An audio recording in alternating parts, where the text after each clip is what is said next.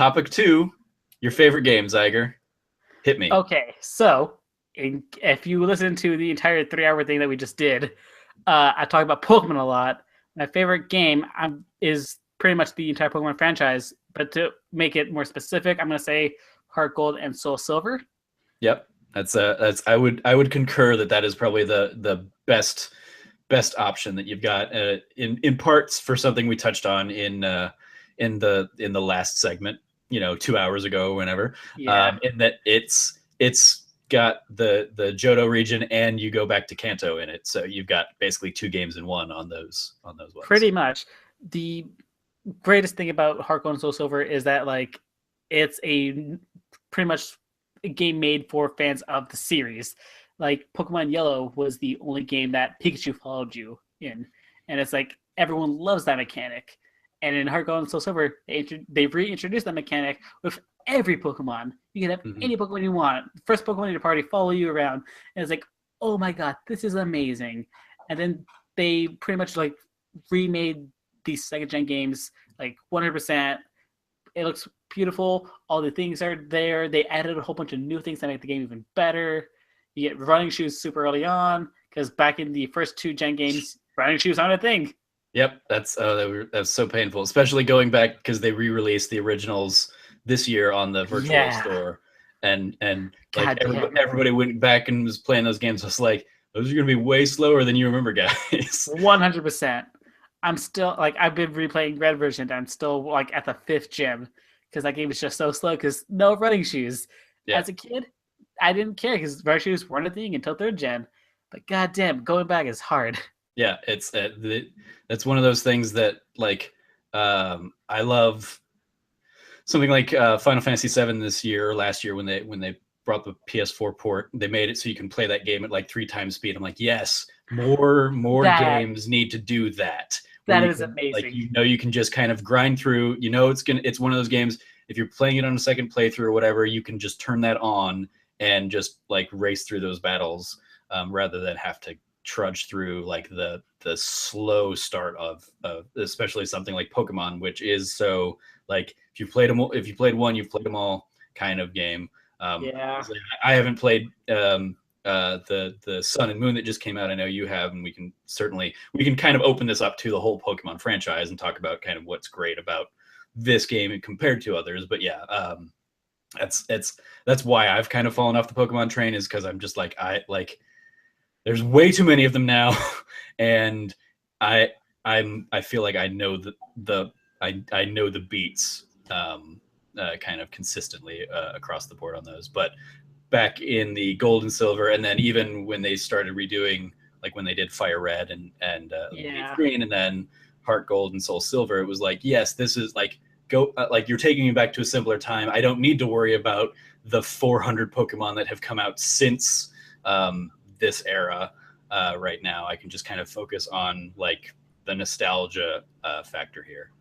So yeah, that's certainly some highlights there. Yeah, we touched a lot on Heart or on normal Gold and Silver earlier in Crystal, but what are some other kind of standouts of Pokemon in general or Heart Gold, Soul Silver for you? So I'm gonna focus firstly on Heart Gold and Soul Silver. It was the second DS iterations of Pokemon, because before that was Diamond, Pearl, Platinum. Yep. It was the first introduction to what Pokemon on DS was like, and it's those were fun games, but they were testing out new systems, new different mechanics and whatnot. It was them trying to learn what they can do with the DS. With Heart Gold and Soul Silver, it was pretty much an improved version. The menus were better. The introduction to the game was a lot better, because maybe I'm biased because I played the original ones, but I think Heart Gold and Soul Silver start off way better than Diamond, Pearl, or Platinum did. Mm-hmm. And then again, the whole nostalgic thing about the games, where going through, you remember everything that you did in the previous games, but now they've added new things. They've improved how things are, the forest area in the games. After you beat the second badge in the original game, it was a simple labyrinth path thing that you had to do. In the remakes, it's the same path, but they added a whole bunch of new stuff. There are twigs, the whole Farfetch mechanic in the original game. The Farfetch that you had to catch in that forest or bring it back to the trainer, you had to go through this weird path that didn't really make any sense. But in this game, they added like twigs that you can step on that will alert their Farfetch'd to get it to run to a certain location. Uh, the whole headbutt mechanic in the original game, you can headbutt trees and Pokemon or berries will come out. In this game, they improved that. It makes it easier for you to headbutt. You are able to like check what trees are headbuttable and which ones are not, and what possible Pokemon can come out. They added this whole Pokemon marathon thing, which is like a side mini game similar to what contests used to be, where Pokemons also have these side stats like stamina, speed, whatever, and you can use those stats to play this fun mini game that you can compete with other Pokemon, and you can connect to other players in the game, and just you can go battle your friends in this weird Pokemon like Olympics thing that's going on off to the side. It also has the whole global trade center where you can trade with people online around the world. You can put a Pokemon on there. Say you put a baby Cyndaquil and you want a baby Totodile, you can request that, and then you can possibly get all the starters that way. The whole DS versions of Pokemon introduced a bunch of new things, but they were like subtle introductions that at first glance, when you look at them, it's like, oh, it's not that big a deal. But as you look back, it's like, oh, this actually changes pretty much everything. And just like the original Diamond Pearl Platinum, it had a system where you can grab Pokemon from your GBA game and bring them onto this game. It's like, okay, so all the Pokemon I caught in Sapphire, Emerald, and Ruby, I can bring into this game as well. And that was a lot of fun to do. Yeah. There was a, so in 2008, I spent a summer working at the Santa Fe Opera, and I took all of my Pokemon games, my DS, and I was going to try and do whatever I could to do the whole catch 'em all thing. And I had my Fire Red, my Leaf Green, my Ruby, Sapphire, Emerald, and I had all of the DS games up to that point, which I think was up through like Black and White. And I was like, I feel like I can probably do it all, right? I think I've got every generation that you would need in that. And so I tried, and then I just it became so overwhelming that I was like, nope, I can't, it's too much for me. It's going to kill me. But it was certainly great that because of the dual, if you had one of the DSs that could play the Game Boy Advance games and the DS games, you could certainly attempt, and you could finally do that all with now Heart Gold and Soul Silver, bringing the last of the original Game Boy carts that couldn't carry over from Game Boy to GBA era. You could finally do that then. Yeah, you could pull from Leaf Green and Fire Red, but the thing was Johto Pokemon weren't that big, so completing the Pokedex was harder until Heart Gold and Soul Silver, when you had more access to the Johto Pokemon. But the last time I caught them all was in 4th Gen, and it was a lot of work to do, but I eventually did catch all 493 Pokemon in those gens. And then that's when they introduced 5th Gen, Black and White. It's like, okay, this is a lot harder now. And unlike the other DS games, Black and White was different in that you couldn't bring Pokemon from third gen games in. You had to bring them in through the 4th Gen games, and it was through this complicated system where you had to go to a area in the game, request to take Pokemon from the original games, take the game out, put your DS game Heart Gold, Soul Silver, or Platinum, whatever, in, pick the Pokemon that you want to take out, pull the game back out, put your Black or White back in, and then catch them. And it was far more complicated than it needed to be. But the reason they had to do that was because they needed to separate them, Black and White, from the other games. Because the way that Black and White's set up, it's completely separate from them. It uses an entire different system. And it's this whole complicated thing where they just couldn't network it right to where you can use the GTS, the Global Trade System, with that game in conjunction with the 4th Gen games. It just couldn't work. And because with the 4th generation, the Heart Gold, Soul Silver, Diamond Pearl Platinum, the Pokedex ends at 493. If they allowed a way to connect the games to Black and White, it would break the Pokedex of that game. So they can only pull data, not send it. So Right. that's why they had to do this whole complicated system, and yeah, it And, was and, not fun. and that, yeah, no, I mean, they'd certainly dealt with that before in even just red, blue, and yellow into gold, silver, and Yeah, crystal, where it was like, okay, well, you can't. It was that you can't send something back to the other game. that didn't Um, exist back then. right. So yeah, it's always been one of those like if they could figure out a way to, and like in this day and age they absolutely could with like internet patches and everything, like they Yep. could absolutely moving forward with Sun and Moon, or even like going back to X and Y, like you could future proof those games by patching them after the fact. And so even though you can't catch old Pokemon in it, you could certainly make it so at least it recognizes that there are old Pokemon in it.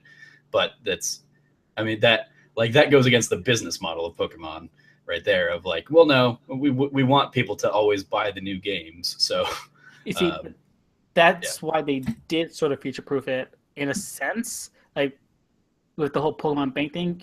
As far as any of the DS games go, you can drop any Pokemon into the Pokemon Bank and then pull it out from any other Pokemon game. yeah, So right now, I'm pretty sure I have a bunch of Pokemon in the Pokemon Bank that I haven't put in Sun yet, but I could. hmm, So transferring Pokemon from one game to the other games is easier, but right now I don't think there's a way to get the Sun and Moon Pokemon into the XY or Alpha Sapphire, Omega Ruby games. I think right now the Pokemon Bank is going through a system where it's going to transition into Sun and Moon, and you can no longer like send data back to the original games. You can only send them to the bank. yeah. I mean, it's well, I feel like it's always been you can only you can't you can't send something from a newer generation to an older generation. Yeah. Even like so you couldn't send something from alpha sapphire ruby whatever whichever one that is, you couldn't send that back to like X and Y, right? Oh, Because that those they ones you never could. could you, Yeah, okay, for the 3DS ones, XY, Alpha Sapphire, and Omega Ruby, those ones you could send back, no problem. Just like with Diamond, Pearl, Platinum, they could trade with Heart Gold and Soul Silver because those games were made on the same pretty much database and everything. So both Pokedexes ended at 493 for the okay, DS games, and for the 3DS games, they both ended at 5 7 no 631, I think. okay, And then Sun and Moon's ending at like 790 whatever. okay. 'Cause, yeah, and I guess I'm, yeah, alpha, well, since ruby and sapphire were already established by the time X Y came around. But yeah, like X and Y obviously don't have up through whatever the newest Sun and Moon Pokemon are. So Yeah. yeah, you wouldn't be able to send something from Sun and Moon back to X and Y, because X and Y is going to be like, that looks like missing no to me. Is that missing no? It could um, be. so yeah, that's one of those things that like has always been a barrier to for me, of being like yeah, it would be great to take my Pokemon from like the original red and blue or whatever and try and like carry them forward, but knowing the difficulties of all that, just it's like yeah, it's not worth it. So it's not something I'm gonna waste my time with. um, Well, the DS versions of Red, Blue, and Yellow, you can actually send those Pokemon to the Pokemon Bank. yeah, So that's really cool. yeah, That's that's completely certainly. one way. Mhm. And that's so, I mean, yeah, so that I feel like that's conceivably you could get every Pokemon into Sun and Moon, But you but it just would, have to go through a lot of you, hoops. exactly, you're gonna have to do it. You're gonna have to do that with those for the red, blue, and yellow, and then you're gonna have to do it for you like you would have to play heart like all the DS ones and transfer them up and then bring them in. Yeah, it just seems like way more convoluted than I think. Like right Like now, I'm sure somebody's out there doing it, yeah, but 100%. Right yeah, now, you can get a Pokemon from your third gen game into Sun and Moon. That's mhm, how far back you can go. You can yeah, always go forward after third gen, but you can't go back. That's the right, problem. yeah, yeah. That's yeah.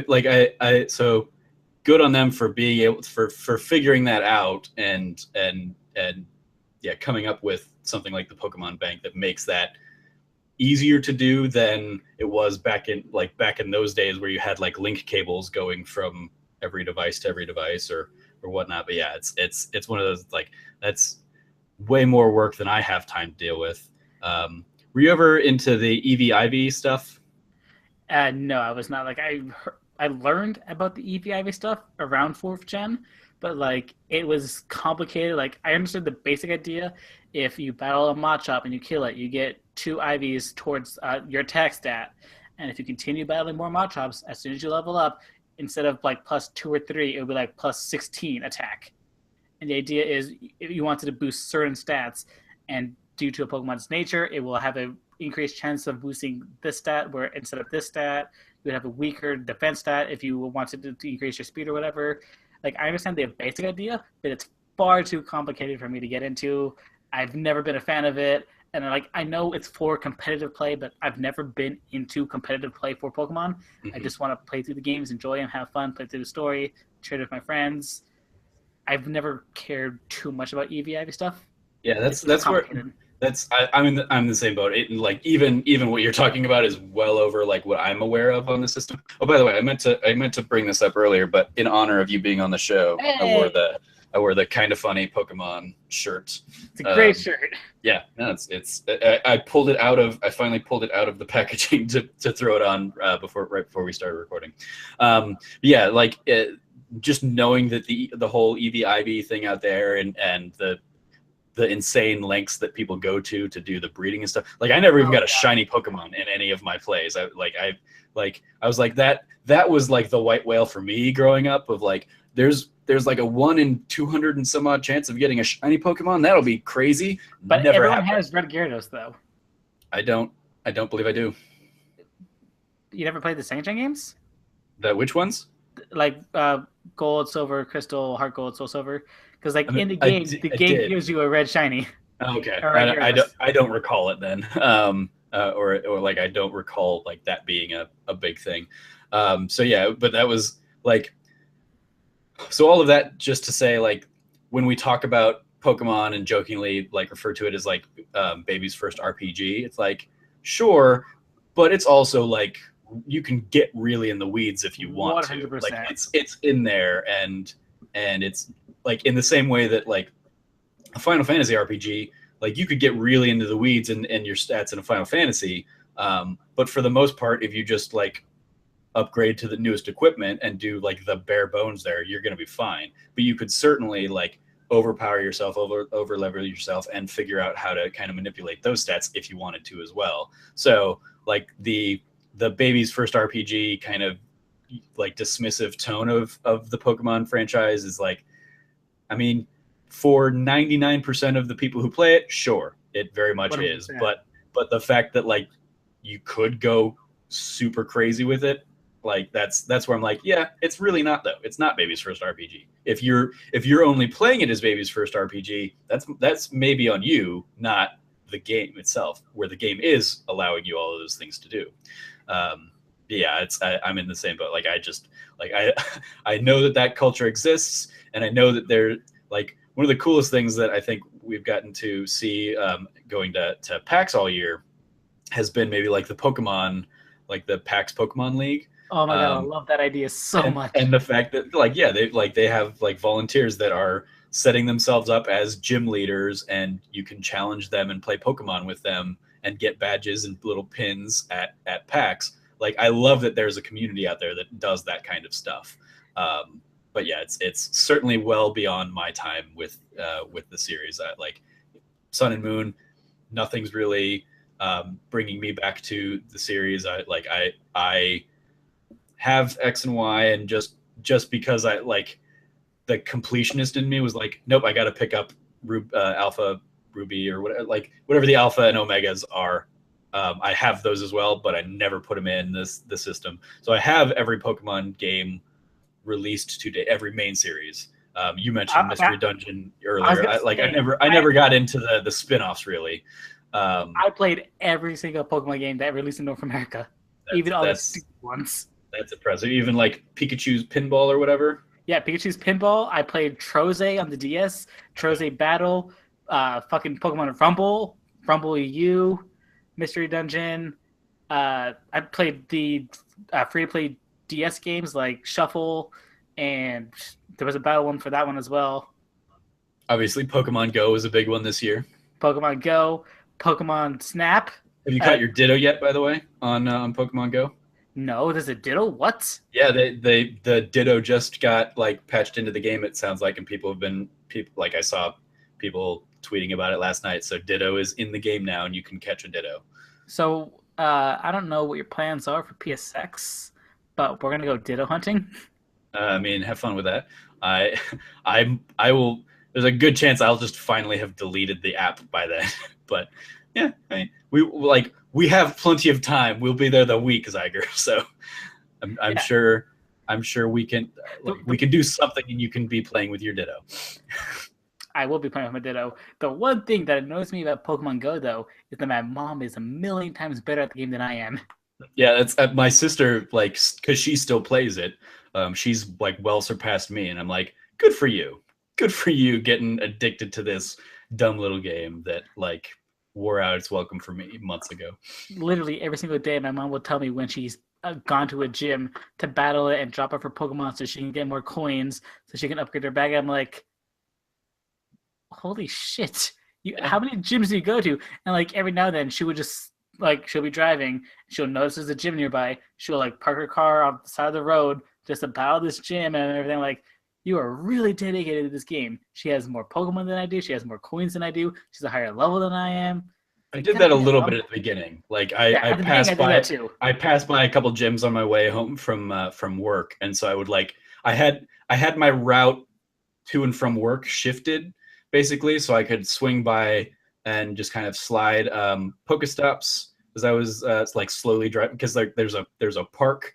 And so, yeah, don't Pokemon and drive, but I was totally Pokemon and driving. But it was like I'm in a 10-mile-an-hour like dip zone where I drive by the park, and I can swipe like three Pokestops on my way in that little batch and just like replenish my Pokeballs for the day or whatever. I'm pretty sure everyone has done the same thing. And then I would do, and then yeah, I would just kind of like if I was doing like a prolonged thing of like trying to catch Pokemon or trying to go to a gym or something, I definitely pulled over and stopped. But yeah, it was like there were a couple gyms on my way home that I would like, I'll swing into this church parking lot, stop, try and do the gym thing, and then like continue on the drive and hope that by the time I got to the next gym, nobody else had like kicked me out of the last gym, which happened all the time back then. Yeah.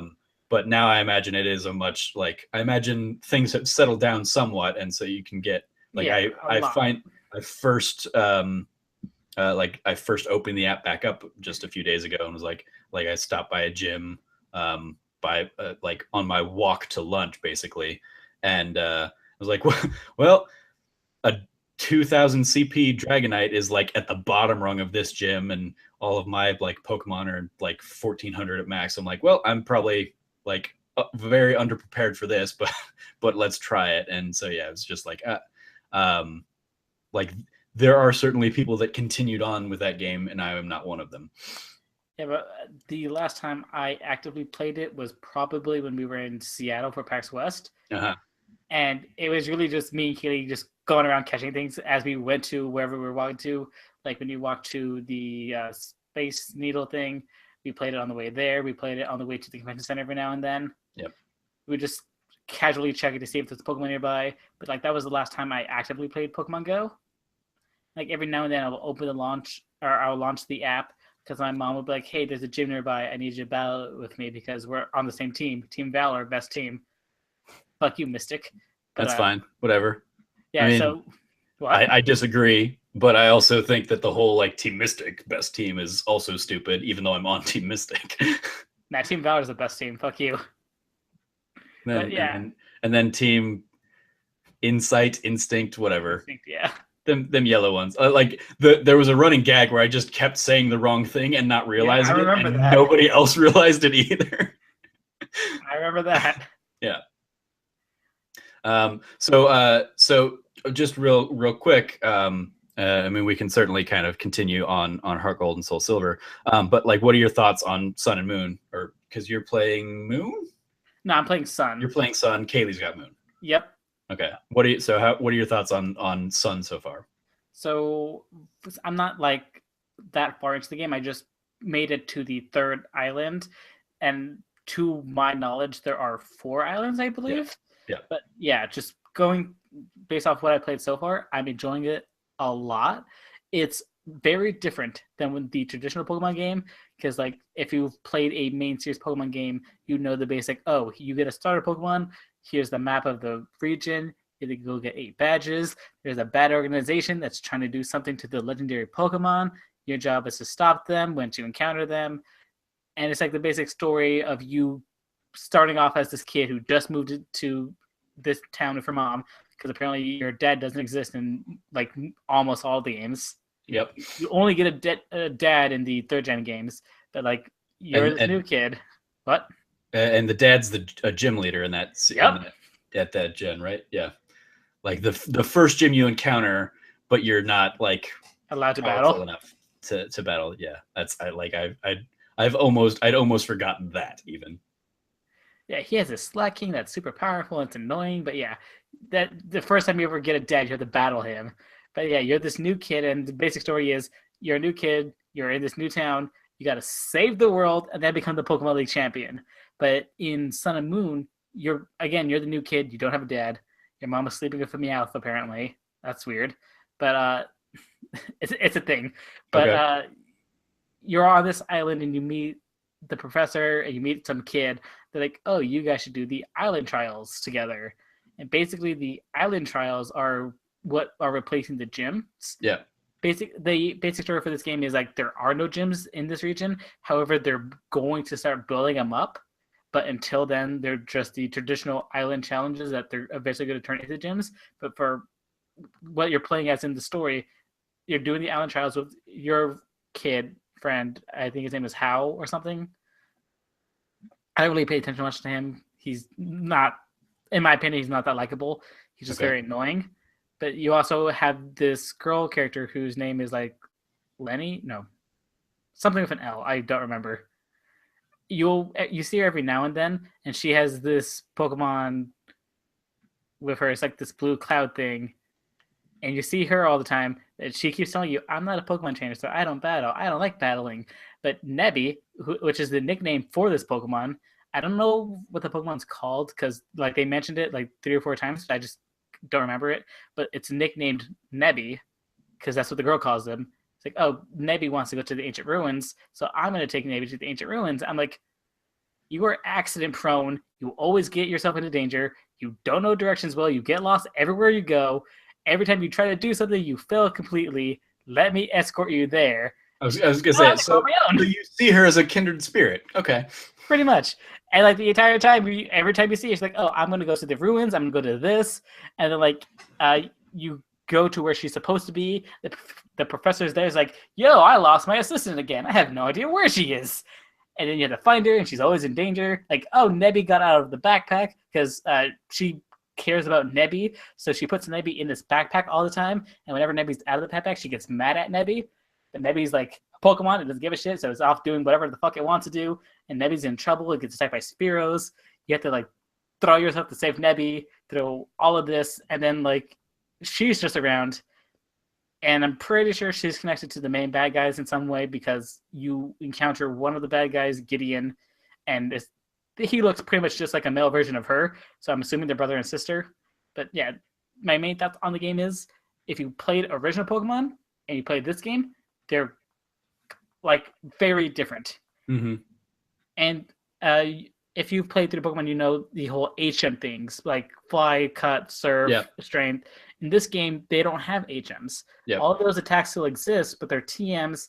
And every time you go through a certain set of trials, you get a little gear thing on your watch that lets you summon Pokemon. These Pokemon take the place for those HMs. For example, instead of teaching your Pokemon surf so you can surf around the water or whatnot, you get a Lapras that will just take you wherever you want to go. Right. So you no longer need to have HMs on your team. You don't need to force a Pokemon to learn strength that you never want to use. You know, the HM slave mentality is completely removed because you have this gadget that will just summon Pokemon. If you want to fly, you just call Charizard. If you want to surf, you call Lapras. If you Pokemon. You break boulders, you call Torus, and as the game progresses, you get more and more of those. Like right now, the last one I unlocked was Charizard, so I can now fly back to past areas of the game that I visited. Yeah, that's one of the I think one of the strongest things that they've just needed to do for a long time. Right. But it's one of those things where I'm like, that's going to make it even harder to try and like take any of like to retroactively bring other like the other games forward or whatever, because you are locked into HMs and stuff in those older games. So it's like if you bring a character with cut into this game, can you like change cut? Can you like overwrite cut because you don't really need it anymore? What's like I'm certainly curious about that kind of stuff. Or is it still like, nope, it's sorry, there it's locked in for this?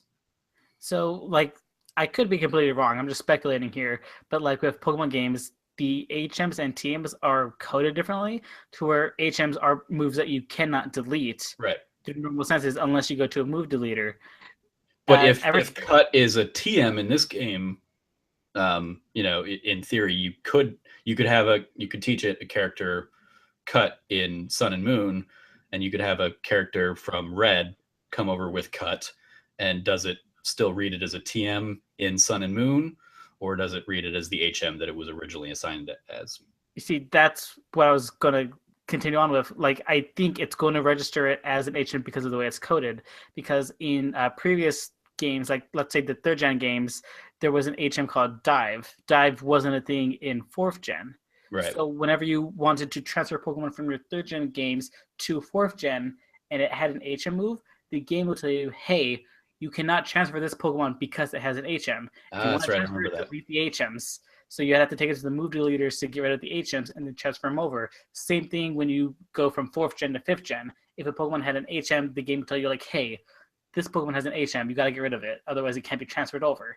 So you have to go to delete the HMs, transfer it over. Same thing onto 6th gen. So I assume with this game, since they got rid of HMs completely, Nintendo got tired of trying to fix this code. So now from here on out, it's going to be these Pokepals that will do the HMs for you, while the normal attacks are just normal attacks. There's no longer HMs. That way they don't have to figure out this problem every single time. So this might be the last time where transferring from 6th gen to 7th gen, you have to delete the HMs. Yeah, that's that certainly, I'm sure, would make their lives a little easier. Cool. Any other things you want to touch on with Pokemon in general, or Heart Gold, Soul Silver in particular? Did you ever do with Heart Gold and Soul Silver? Did you do like the Poke Walker or whatever, the little walking? Yes, I actually have one of those like right over there. But like the Poke Walker thing was a lot of fun because it was one of the first things that like made me go outside while I played Pokemon and walk around like my neighborhood and everything. Because you could just put a Pokemon in there and you can walk around, and the steps you can encounter more Pokemon, catch them, get items, level it up, and like early on. As you know, in Pokemon, you can only carry 6 Pokemon. So I would get a 7th Pokemon that I wanted to train up and just put it in the Pokewalker. And as I walked around, I would train it as well because I couldn't train it along with the other 6. Yep. So that was my way to have a, quote, 7th Pokemon. But yeah, the Pokewalker was a neat feature. Too bad they only used it in Heart Gold and Soul Silver. Yeah. Yep. But as far as Pokemon in general, I think Pokemon's like the one franchise that like pushes Nintendo to do weird things. For example, with the Nintendo 64, it had that not battery pack. It had that little back component where you can connect your Game Boy Color games to the 64. Mm-hmm. The only game that had any significance for that was Pokemon and like I think Wario, because there was a Wario game on the 64 that connected to the Game Boy Color Wario, but like no one remembers that. Yeah. It's mostly meant for Pokemon. Yep. I mean, it's the same with like the link cables and whatnot. Exactly. Or like I remember 2 games where you could connect the Game Boy Advance to your GameCube. One of them was the Pokemon, and then the other was like the Zeldas. You could have you'd be playing Wind Waker and you could have your Game Boy Advance connected, and it would be like Tingle's little map or whatever on your Game Boy Advance.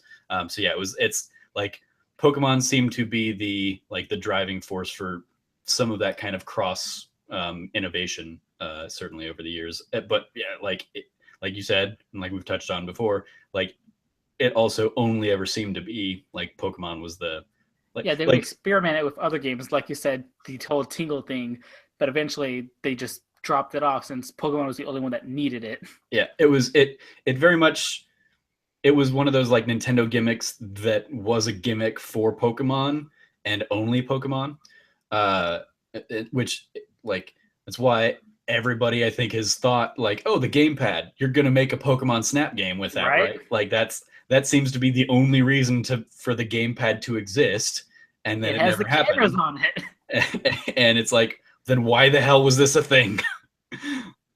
Oh, Nintendo. Yeah, but like you said with the GameCube thing, it had that adapter.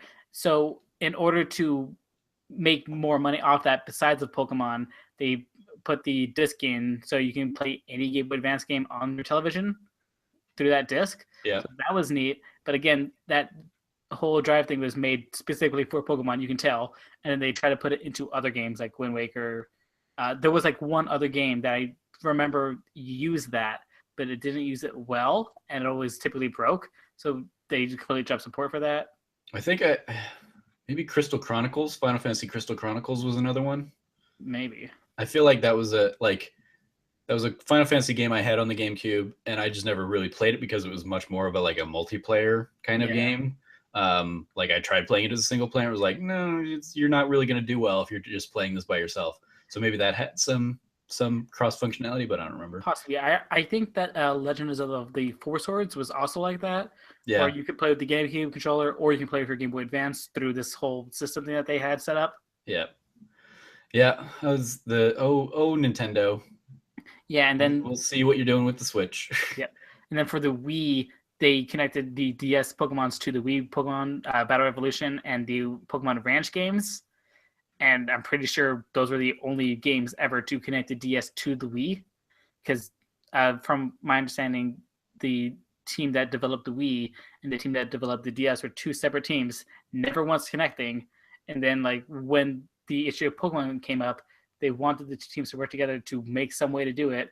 And it took a lot of work, a lot of coding, a lot of overnights, whatever, but they eventually got it to work for Battle Revolution and Ranch. And then they said never again, so they never did it with any other game. Yeah. And when they made the Wii U and the 3DS, they wanted to fix that issue where the two consoles can talk more to each other. But again, it sort of dropped the ball on that. The only game that does that is Smash Bros. Yep. There's not even a 3DS or a Wii U Pokemon that connects to the 3DS version of Pokemon.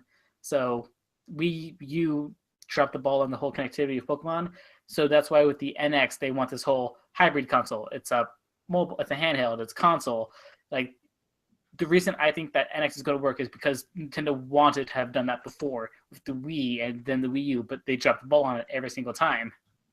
That's where you say they wanted to do it. I'm like, if they wanted to do it, they could have done it, and they didn't. And so yeah, it'll be interesting to see how the Switch kind of plays out, and if it is because if it ends up being yep, the Switch is out now, so we're not doing anything on the Wii U's dead and the 3DS is dead, so all of our teams are going to work on the Switch now. It certainly means that you're going to be getting more regular content on the Switch, which is I think the problem with that's what they need to do with Nintendo now is that the Wii U just gets so few games and the 3DS gets so few games. I mean, the 3DS gets way more because they've got a little bit more in the ways of development, but because you don't have third party support bolstering everything, it would be like if you had only only PlayStation first party games on the Vita and the PS4. Nobody else would be playing the PlayStation and the Vita. Well, already nobody's playing the Vita, but nobody would be playing the PS4 if we were only relying on the first party games that always get delayed. But because they have ample third party support, you never feel like there's nothing to play on the PlayStation, even though you're not playing PlayStation specific games necessarily. So whereas Nintendo without that third party support, and I know there have been, Alex has written up some good things on this. Alex O'Neill has written up some interesting, no, the problem with the Wii U was not the lack of third party support. That's one of those places where he and I differ on it, but he's certainly kind of proposed some good arguments as to kind of why third-party support doesn't matter necessarily for Nintendo. And I certainly agree that third-party support will never be the focus of Nintendo these days. No, it should, but it's not. But yeah, if they're going to continue kind of blazing their own trail, they at least need to provide more content for that trail as they blaze it, to keep people engaged in it. And I think that's where maybe the Switch will hopefully find some footing. So yeah, awesome. Any last thoughts, closing thoughts on Pokemon? Charizard is the best Pokemon. Period. That's about it. That's Charizard, right? That is good. Why is Charizard the best? It was technically my first. Well, not technically, but it was the first starter that I really loved because, like I told you earlier, Pokemon Crystal was my first mainstream Pokemon game, so I got Typhlosion through that. But I loved Charizard way more than Typhlosion in every way possible. Mm-hmm. And as a little kid, I thought Charizard was a Dragon type. He's not a Dragon type. He doesn't turn into a dragon until 5th gen. But Charizard was always just the coolest looking one. And it's like, I can't understand why anyone would pick anything other than Charizard. There's Blastoise and Venusaur. Not many people pick Venusaur. Blastoise, he's badass and all. He's really cool. But Charizard is like a motherfucking almost dragon. Yeah. No, I'm with you on that. I mean, I certainly did the thing where like I would get all of the starters by trading with my sister and stuff. But Charizard was always like the one that I would make my own. So that it would always obey me, and even if the other ones were leveling up faster because of the the trade boost or whatever, like the Charizard was always mine, or the Charmander, then Charmeleon, then Charizard. So I can agree. I can support that. Also, shiny Charizard is black, and that's super cool. Well, suck it, you and your shiny Charizard. So cool. What's the worst Pokemon? Jinx. Jinx? Yeah. Okay. I was gonna go with like the Set of Keys one. Yo, Kefling is the homie, okay? No, it's a set of goddamn keys. It's a fairy type, it's a steel type. Yes, it's a set of keys, but have you ever lost your keys and wondered where they went? Kefling, he's got your back. He has your keys. He will open the door for you. It's great. I mean, if Sora ever came into the Pokemon universe for Kingdom Hearts, he's like, yo, I need to find the Kingdom Key. He's going to go to Kefling. Out of all the Pokemon, Kefling's going to know what Sora's talking about. He's going to be the homie. They're going to hook up. They're going to be like, okay, we're going to go on this magical adventure. He's going to have a Kefling Keyblade. It's going to be great. All right. Well, when thanks to you and your adamant support of the keychain Pokemon, we end up getting the belly lint Pokemon because of how out of ideas they are. Gonna chuck that one up. I'm just gonna name that one Xyger in any playthrough that I do. Okay, when the belly lint Pokemon comes out, it's gonna be the best Pokemon ever. Nope. Probably not. No, it's gonna be god awful. It's gonna be that weird thing where it's like, this Pokemon smells funny, weird, gross, yuck. Pretty sure that's called muck. It will be a poison type Pokemon. Yeah. Cool. I can at least support you on the Charizard thing. I think Jinx. I mean, I guess I can see it. I feel like Jinx gets a bad rap just because of like some of the like outside of the game, and well, even in the game, like the controversy surrounding Jinx a little bit. I think she had a rough go of it in the early days. I was just never a fan of that Pokemon. It looked too human. I mean, like, okay, but Mr. Mime is fine? No, Mr. Mime is the creepy one to me. He is creepy. He's got those hands, though. He's got the hands. But Jinx, though, is creepy as shit. Okay. Well, then,